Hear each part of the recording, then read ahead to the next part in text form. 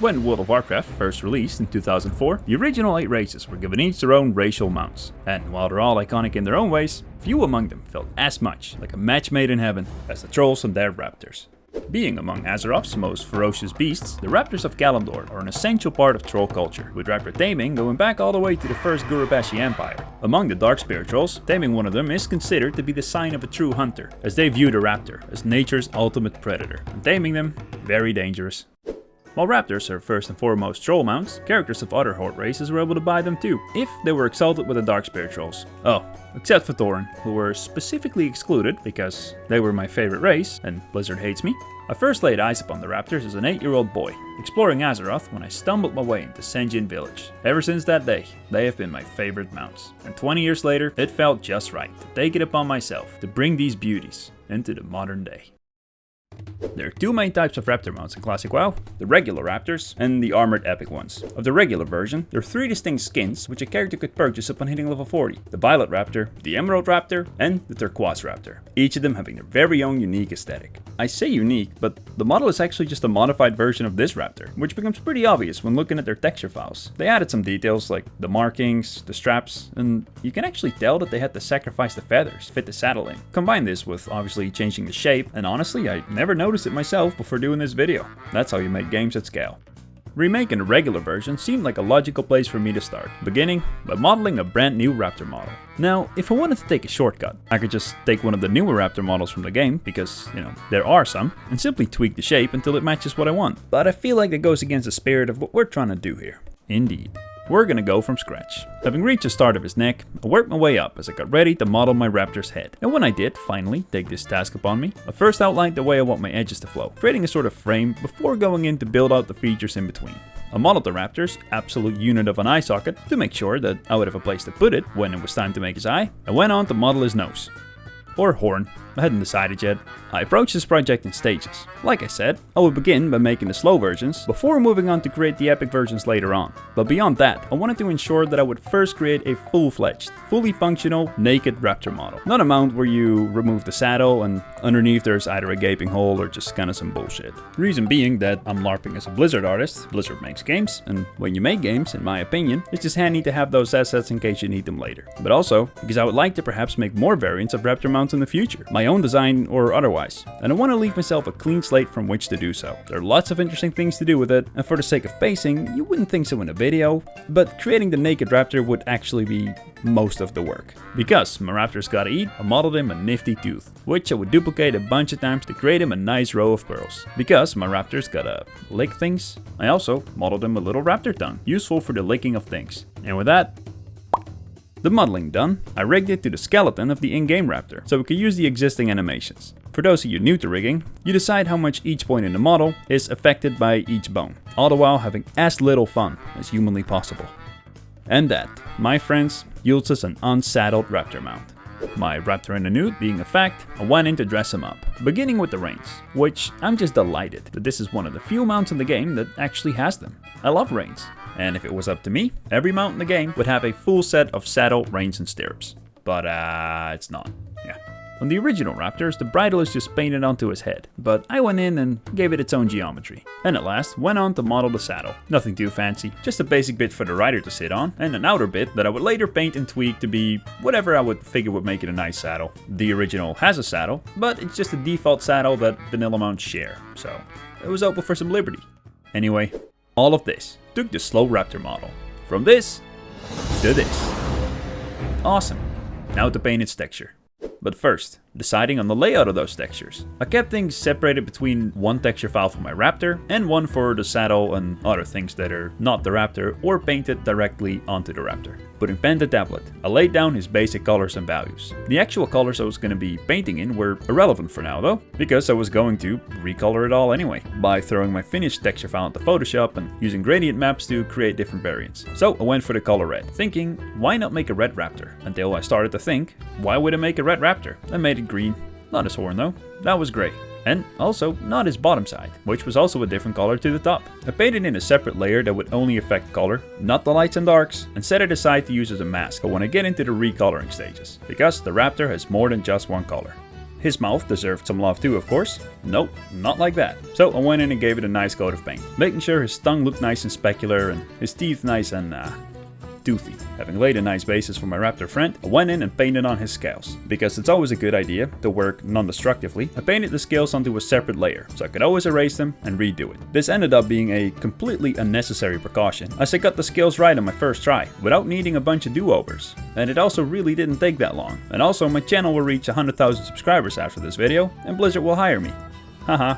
No, but I did get it right eventually, after a lot of fuckery, so there was a light at the end of that tunnel. Having painted in the basis of my raptor scales, I went in to really bring it all to life, adding in more volume, highlighting them, deepening the creases where the skin would bend, because that's what scales do, and making my raptor a true raptor. Scales aren't something that I find myself painting all that often, but I will say, despite having a little bit of a struggle with the pattern, initially, I really did enjoy painting this guy a lot. There's just so much to work with, adding a little edge highlights to the top of the scales, adding in some softer shadows to create more bumpiness. I just felt like I went from block out to actually looking nice very fast at this stage, which felt rewarding. I find creatures to be very fun to do in general. A lot of you guys have been asking me when my next mount video would come out, because it had been a while since my previous one, and I mean I wish it hadn't been, but the reason for that is really just that they take absolutely forever to do. I mean, there's a reason we still have this 20-year-old mount in the game, which sucks, because again, I do really enjoy making mounts. Anyway, as I went on fleshing out different parts of the texture, my big lizard began to come to life. However, there were just a few things left to do before we could call the job done. The raptors have secondary colors throughout their skin. Mine being flat and boring, I would need to paint them on too. I did this, like I did with the belly of the raptor, by simply painting on a separate layer that would only affect the raptor's colors, but will leave the values, or lights and darks, of the layers underneath untouched. Then finally, it was time to paint the saddle and reins, which, like I said, I'd put on its own separate texture, leaving my raptor model completely independent in its own little texture file. Having painted a nice fur trim, I added some nice red, dark spiritual wrappings around it. I didn't really know what to do with this bit, and trolls make their buildings with red wrapping stuff, so why not saddles? The original has a metal bit that keeps everything in place, but again, that's just the default saddle, so I wanted to do something custom. Painting his reins and saddle was a fun one. As much as I enjoyed painting my raptor, some variety of materials and shapes is always welcome after that many hours, and my saddle had a whole lot of stuff going on. Separate leather patches, stitchings, fur, a whole party. The slow version of the raptor mount has this tribal war paint stuff below its eye and on its hip. I painted it onto my raptor in a separate layer, trying to avoid making it look like a tattoo. Rather, I wanted it to look like a troll had just kinda smeared it on, getting caught more in the elevated bits of his skin and cracking between its scales after it had dried and the raptor moved around. I did the same thing below his eye, trying to apply the same principles, but just at a smaller scale, and painted all the straps onto the raptor's body. But rather than walk you through another 10 minutes of me finalizing the textures, I will instead present to you, for the first time in over 20 years, the new and updated classic raptor mounts.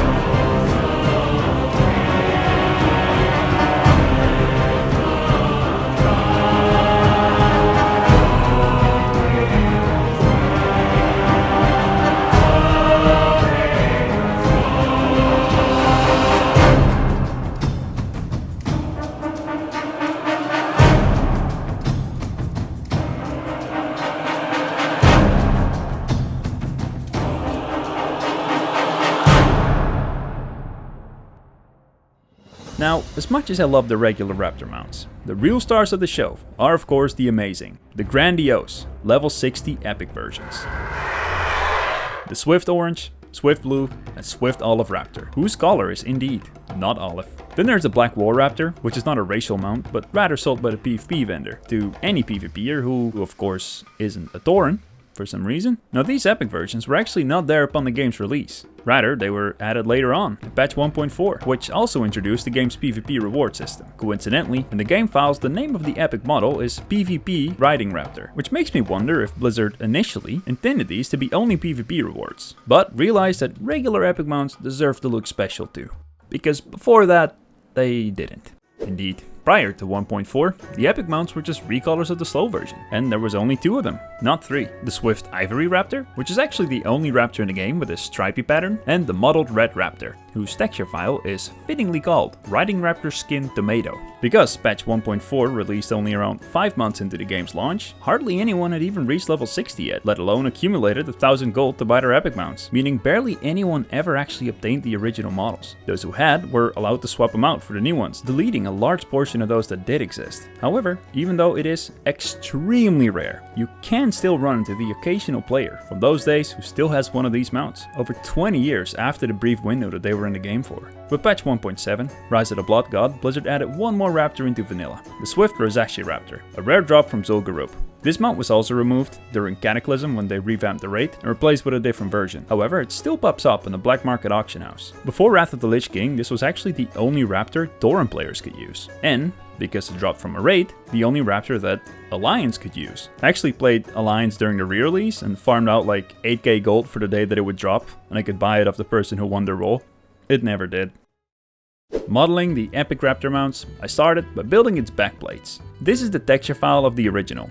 Besides its head, the entirety of its armor uses this little square of texture in the middle. That spiky on one end, jaggedy on the other end trim design. Yeah, you're gonna see a lot of that.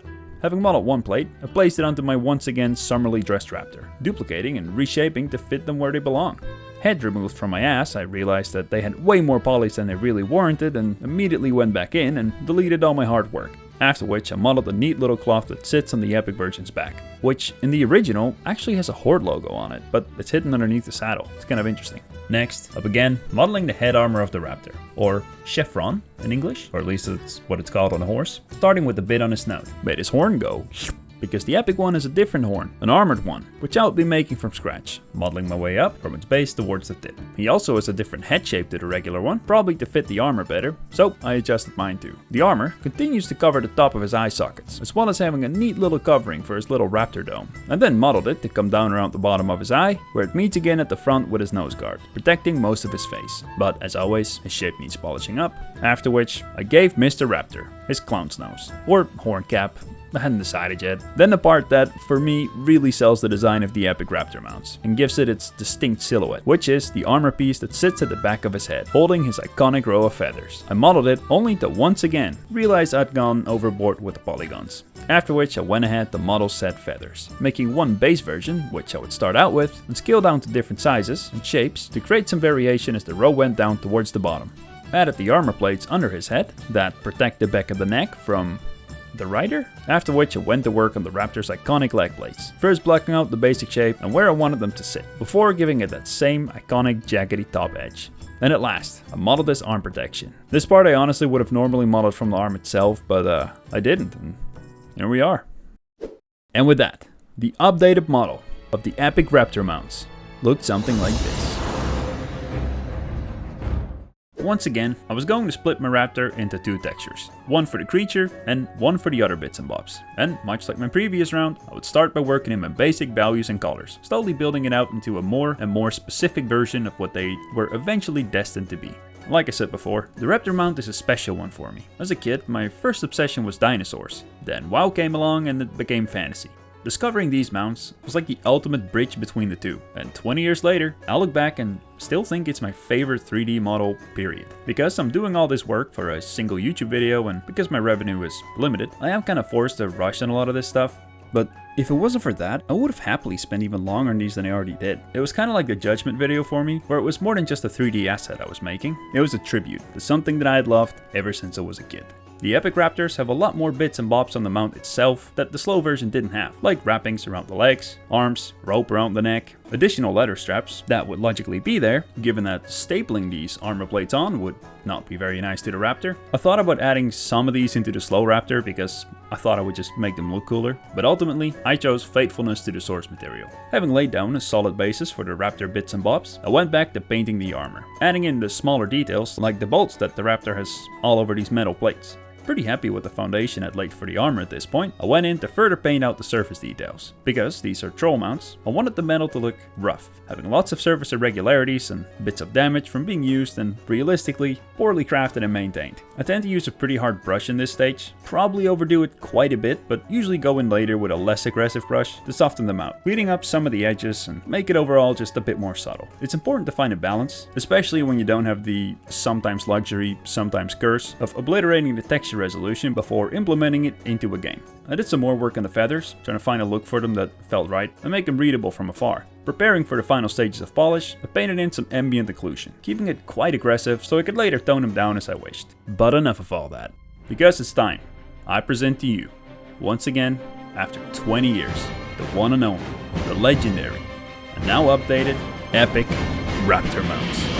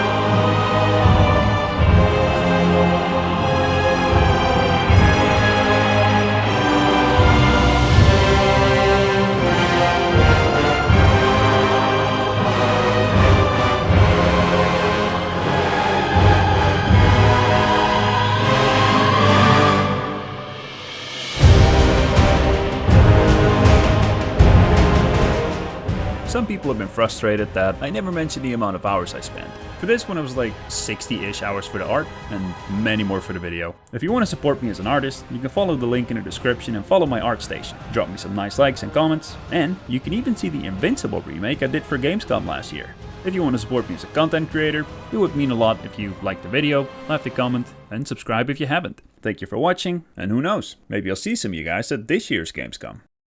As always, a massive thank you to my wonderful supporters. Shout out to the Ultra Mega Chats, Flora, and Wallace Vienna. You're all a bunch of legends.